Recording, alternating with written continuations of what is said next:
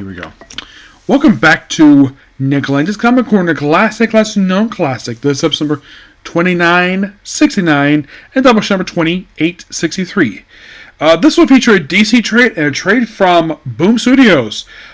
This first one, basically, I'm skipping some issues because I discussed some issues already in a Silver Age book.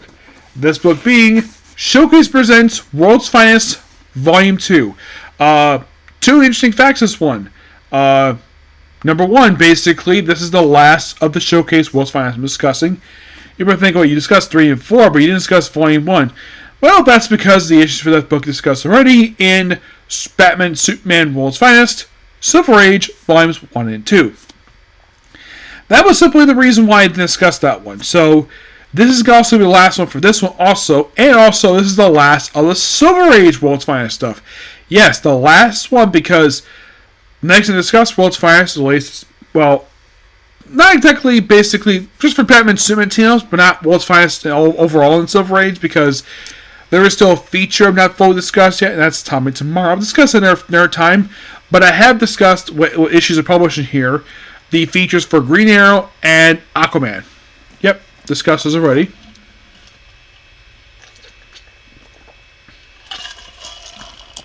So, this book collects 112 to 145 of World's Finest. Now, 112 to 116, I'm skipping over these issues because, like I just said, I discussed already one of the Silver Age paperback versions of the thing. Not the other, just paperback version. Yep. So, mostly put into a lot of team stories where we feature Batman, Superman, sometimes basically also featuring Jimmy Olsen and Robin. I think this one did also feature some Batwoman as well. So, these are your stories. Basically, well, the book published from 1960, issues from December 1960 to November of 1964. Some of these issues do not have a credited writer. As for the reason why, don't know. So, the issues basically I'm discussing here. Starting issue 117. Super Batwoman and Super Creature, written by Jerry Coleman, artwork by Kurt Swaney. There's a lot of the artwork in here. For 118, the creature that was that was exchanged for Superman. That was by Jerry Coleman and Dick Spring. 119, The Secret of Tiger Man. Same creative team for this one. 120, The Challenge of the Faceless Creatures, written by Jim Coleman and Jim Mooney. Who also do the very next issue, and basically the next 2 issues, these 2 will be the creative team for them. 121, The Mirror Batman. 122, The Capture of Superman. 123, this one basically features Dick Spring as the artist. This one, The Incredible Team of Batmite and Mexi Mixapic. This was, I think, the first time these 2 ever teamed up. They teamed up a few times, not a lot per se. Mostly put, I think the reason why that Jerry Coleman threw these 2 together because they're both imps, and also the fact these 2 are more like annoyances to Batman and Superman, so why not? Dick Spring comes back to work this one. 124, The Mystery of the Alien Superboy. 125, The Hostages of the Island of Doom. This is also done by Jerry Coleman and Jim Mooney. 126, the first issue not done by Jim Mooney, that's in here. This is done by Ed Harrington. The Negative Superman. 127. The Sorcerer from the Stars. Jerry Coleman and Jim Mooney. 128. The Power That Transforms Superman. 129. Joker Luthor Incorporated by Dave Wood and Jim Mooney. I think this was the first. It was another one of many teams between Lex Luthor and the Joker in the Silver Age. These 2 teamed up many times, mostly in this book per se, and occasionally in the case post-crisis, occasionally, but not a lot. 130, the riddle of the 4 planets. 131, the Mystery of the Crimson Avenger. This is a one-shot character, not Lee Travis. This is a villain called Crimson Avenger, and this is written by one of Batman's co-creators, Bill Finger. He does basically for 131, 132, 134, and he does it up until 138. Yes, that's basically who does it. So, their stories are Batman and Robin, Medieval Bandits. That's from 132. 133 is The Beast of the Supernatural. 134, The Band of Supervillains. And this is done by Jim Mooney. He does the interior. First one, basically, Jim Mooney does not do with Bill Finger. 135, Menace of the Future Man. This is done by Dick Spring. 136, The Batman No Remembered. This story involved basically No Remembered Batman. Of course, he looked like he was the Joker, turns out some random clown. And of course, everybody completely forgot Batman. Eventually, it got undone by the end of the story. 137, Superman's Secret Master. 138, The Secrets of the Captive Caveman. 139, this is actually the first one not done by Bill Finger. This was done by Dave Wood, The Ghost of Batman. 140, The Clayface Superman. Yes, it involves Clayface, the story. 141, The Olsen Robin team versus the Superman Batman team. And this is the first story, I think at this time, in return of basically Edmund Hamilton as the writer. From what I read from my pastor, who was a comic fan like I am, he is a sci-fi writer who basically, this is one of the famous books he worked on. With Kurt Swan, legendary Superman artist, probably one of the early times he did the book. That was 141. 142, The Composite Superman. What is the Composite Superman? It's basically an amalgamation of Batman and Superman combined together. It is a separate creature, and it's been an occasional recurring villain from them over the years, until he got found destroyed in the 80s. 143, The Feud Between Batman and Superman. Written by Ed Hamilton, Kurt Swan. This one for each other. 144 is really interesting style. This is very interesting, this one. Ed Hamilton, Kurt Swan are the creative of this one. Called The 1000 Tricks of Clayface and Brainiac. 145, Prison for Heroes. Yeah, that's your stories, this one. One of the stories in this one does involve, there's some bit of time travel in here, a little bit of aliens, Batwoman, the original Batwoman, Catherine Kane, she gets involved in these stories too. Interesting, she's in this book, but she's not in Batman at this point in time, because I think not long after these issues came out, she was dropped from the Bat books. Yeah, she and the original Batgirl, Beatty Kane, who was Catherine Kane's, I believe, was her niece. Which they did bring this character post-crisis, and they made her the cousin of the current Batwoman, Kate Kane. Catherine Kane does exist in the current continuity too, except that at one point, but by the Bronze Age, she actually was brought back so she can get killed by the League of Assassins. And then Grant Morrison decided to have a weird retcon with her, where Catherine Kane was Bruce Wayne's first love and his legal aunt. You heard me correctly. Legal aunt. Grant Morrison is known for being weird. And then, of course, at the end of Batman Incorporated book, she kind of revealed she faked her death and became the head of Spiral, and she killed Talia. Yep, killed Talia. In a way, the mother of her great-nephew, Damian. Yep. But a lot of really cool stories in here. And I do recommend, if you're a fan of Batman and Superman, check this out. If you get a chance to find it, I don't know if there's any in print anymore, because here's kind of the thing.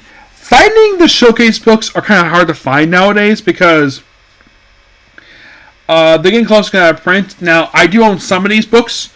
I do own that one, the Batgirl one. Yes, I own Batgirl. The ones I own, I do own the 2 volumes Martian Manhunter that he ever came out with. I also own Batgirl. I own the first one for Phantom Stranger. I own Hawkman. The Great Disaster, The Unknown Soldier Volume 2, and Men of War. I own 7 of these books. Now, I love these books because I get to read these classic stories. Yes, they're black and white, but it's the best way I can read them. But cool stuff here. I get a book roughly a 10 out of 10. Next up we have is Power Rangers Universe. The big thing with this one is that this book in particular features the first American appearance of people wearing the suits worn in Die Ranger. Yep, that happens in this book.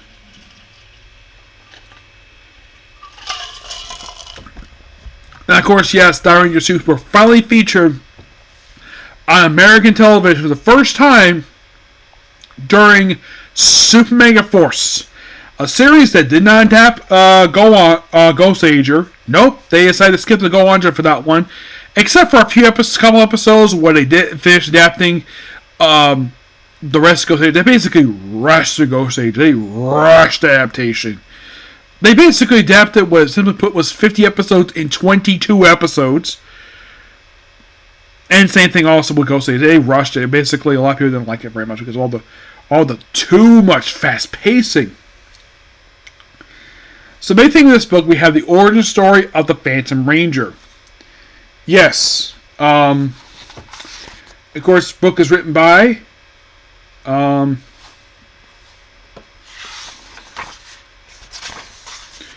Nicole Adlerfinger, artwork by Simone Wazzani. The cover art here, the characters in this book are done by Dan Moria, currently the artist for, well, up until recently for Batman Superman World's Finest, and I believe he's the current company artist for Justice League Limited. So basically on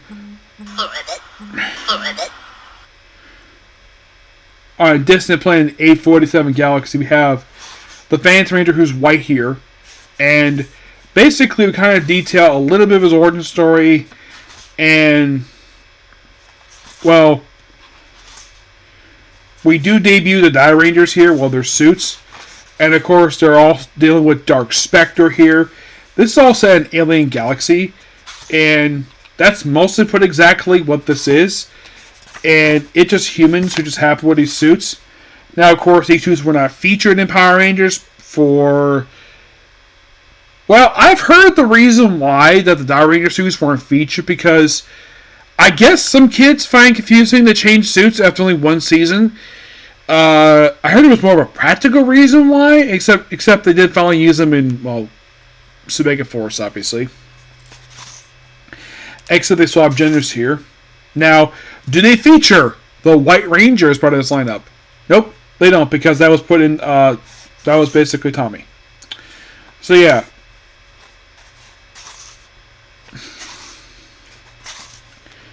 And then they morph, they have a character to morph again. We have, basically, these 5 people morph into, get this, a male Dino Thunder Ranger who's supposed to be a woman in both the Sentai and in Power Rangers. Black Wild Force. The Samurai Ranger from Ninja Storm. Power Rangers Time Force. Now here's something. Basically they swap a few characters' genders. The Red Ranger is a woman, and the Blue Ranger is a woman too. Yeah. So, eventually, of course, they do, okay, the villain of this book is Dark Spectre. That's mostly what they fight in here. And eventually, they do get their own suits. Which, of course, they have featured. And, of course, they have a command hub. It's a really good adventure story. And then they morph again, where Black becomes basically RPM Black. Then we have Green SPD, Yellow Ninja Storm, Red Wild Force, Blue Down Charge, and Orange Pink Ranger. And of course, 5 thick runs here. And do they morph again? They do. And of course, they use the suits of like various Rangers. And eventually, thanks to a spear, and of course, the white power is fading. Of course, they're still losing, but they need their own original power. And they do get it. And of course, the Phantom Ranger basically just doing his own thing here. And eventually, they do eventually get their own suits. Where then they're given a morpher that pretty much is a symbol for Die Ranger. And then they morph.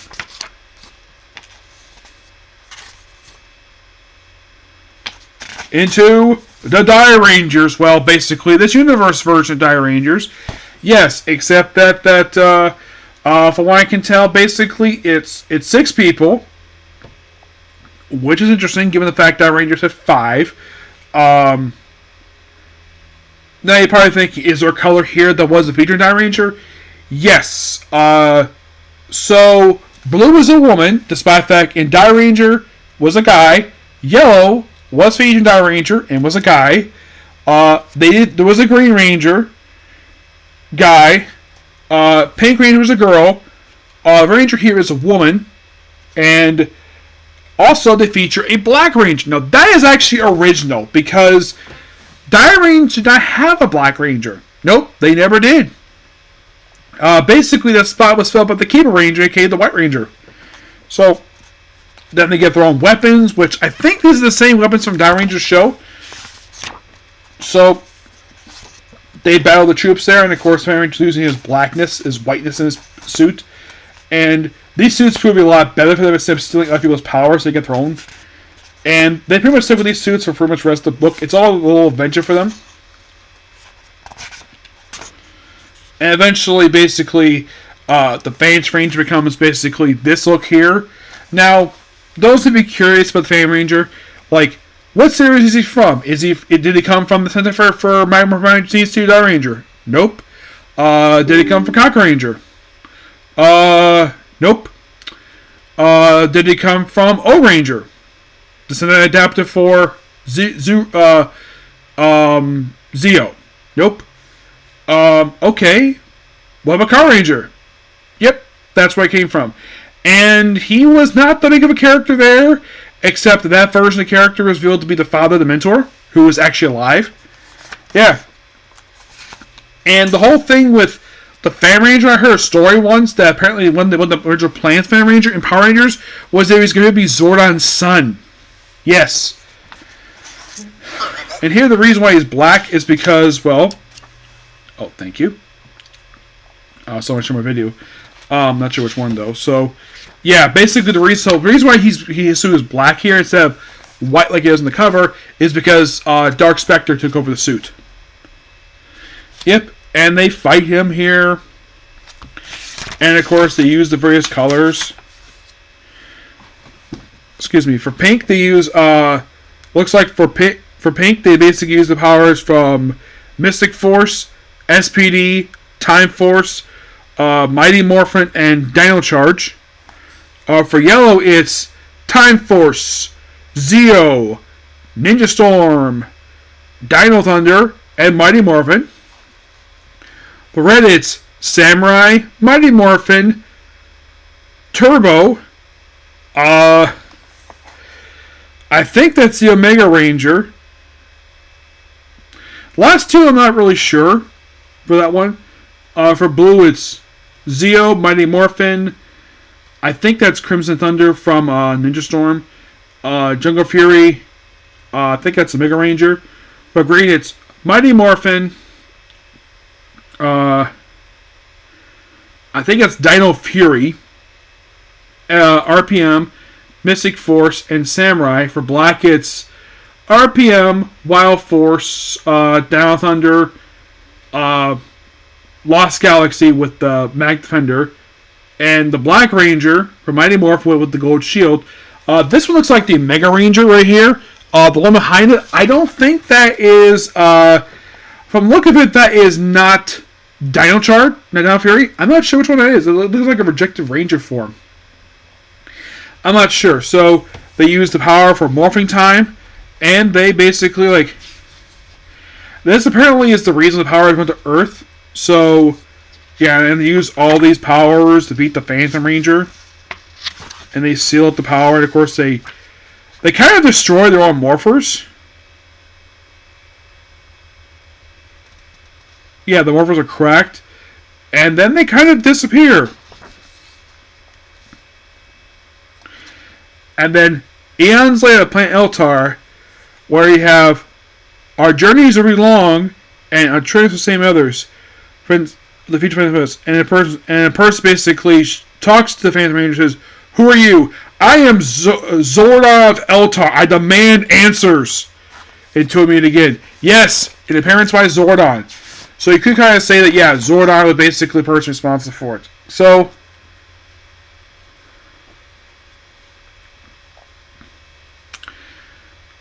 and this cover here by Dan Moore, giving a close look at that suit I saw.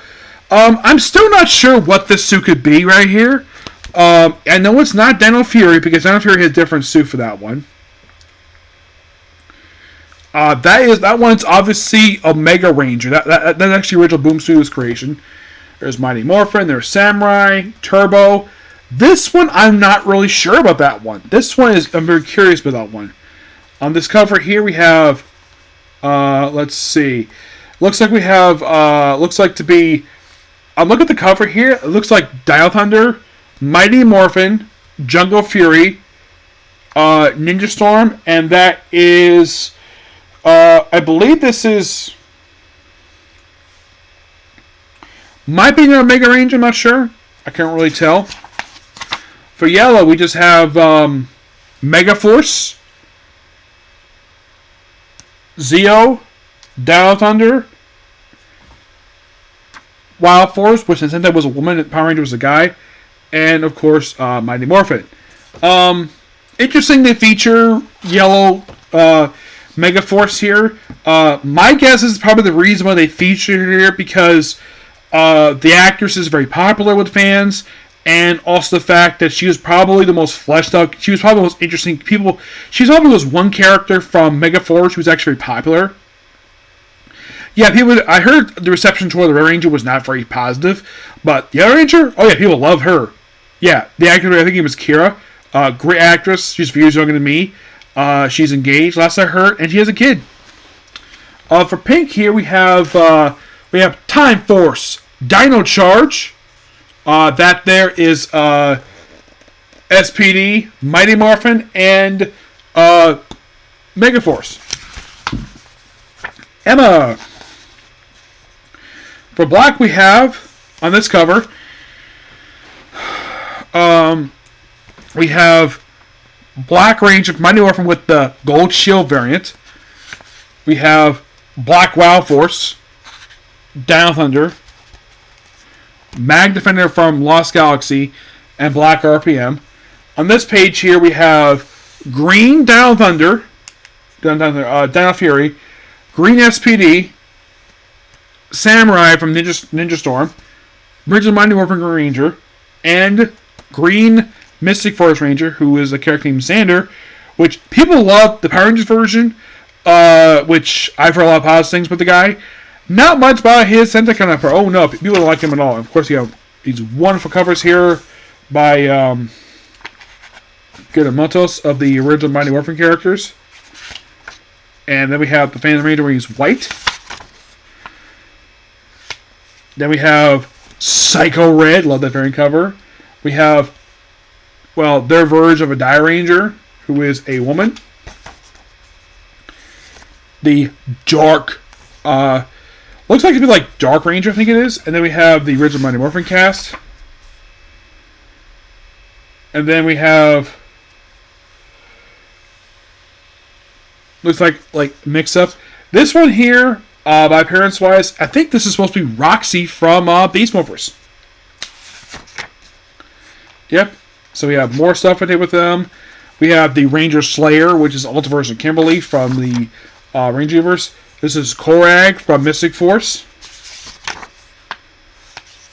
Black Mega Force. Yep. And that's it. Love this cover guy by Dan Moore, who designs. So they identified these Rangers as the Blue Ranger, Pink Ranger, Red Ranger, Yellow Ranger, Black Ranger, Green Ranger. So it is interesting that they feature on the covers. They feature Black, Pink, and Yellow from Megaforce. I find that interesting, given the fact that Megaforce is ever popular with people, but people do like these characters. Emma is a pretty beloved character. I've never anything negative to say about her. The only characters I've heard some negativity toward is Red and a little bit toward Blue. Blue was very obviously a take on Billy because it's supposed to be 20 years on Power Rangers, but had to make him nerdy, and also he's a bit of an idiot. Because, and Linkard pointed this out in his review, I agree with him on this.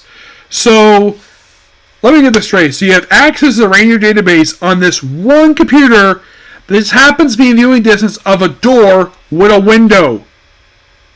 You can't, I don't know, access this database on the other side of this computer lab. Or at a different spot. Where people can't frickin' see you. It's so frickin' stupid. And that's not the fault of the actor. I don't blame the actor for that scene. That is the fault of the writer and director for that part of that season. Yes, whoever the director was, he should have basically been told, don't do that. He should have been basically after. I'm sure people have been called out basically for that scene. It's surprising in the future here, but who knows? But yeah, not much else to say about this book. It's really good. I enjoy it. I believe I did do a review of this also for Jay Heat's live stream. But now I get a chance to review this for my YouTube channel. This book here was I think it was like a loose adaptation of Die Ranger, except that it's not until like halfway to the series they featured the Die Ranger suits. They never identified the team per se. I think it's referred to as the what do they refer to the team in Power Rangers? Because they have a team, they have a name there because a lot of the teams basically are not referred to, like, their names in the series are a bit head scratching to say the least. Like, I think like one was called like the Dragon Squad, and I'm like, okay, like, is the reason why that these legendary powers are just basically just they feature the same entire Ranger suits in the series, and this book here was only featured basically as suits that were never featured on Power Rangers. They say it because they're like too drastically different.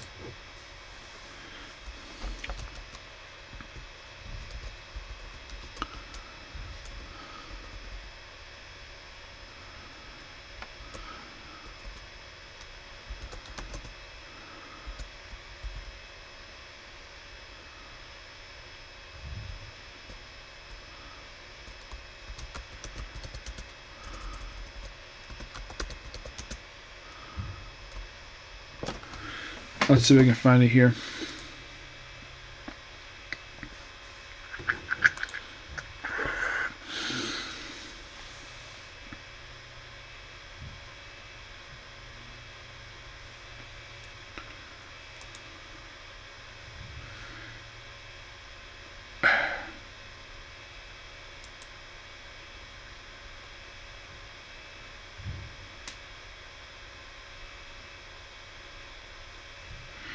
Okay, they don't exactly have a name for this one. I know that the, let's see. Was it Jetman, basically, one of the legendary powers?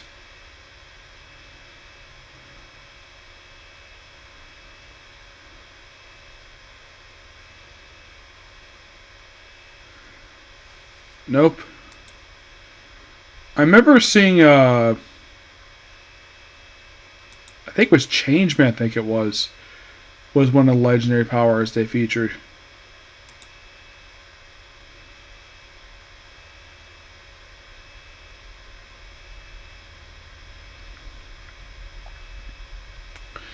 Okay, so it's called, no, let's see.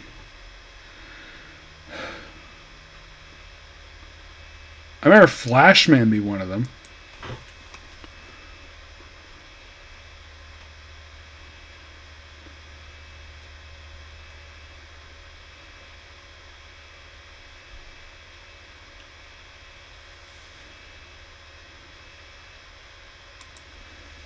Yep. Okay, so it's called New Powers. They're called the Prism Rangers. Yeah, I'm trying to see what... Okay, so Die Rangers...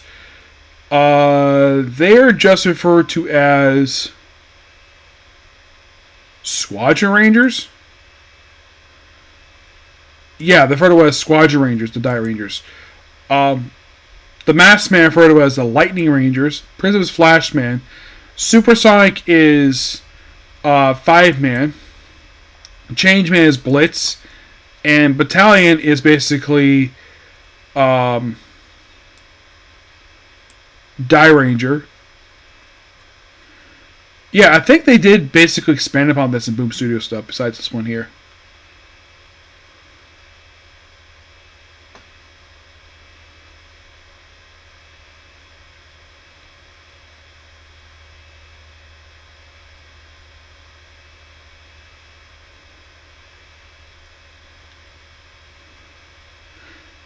Yeah. But yeah, not much to say about these books. Good. Okay, so that's pretty much a particular review. Please be sure to like, comment, subscribe, turn notifications, and do the like button. Next up we have is Bleach. Okay, next video. Bye.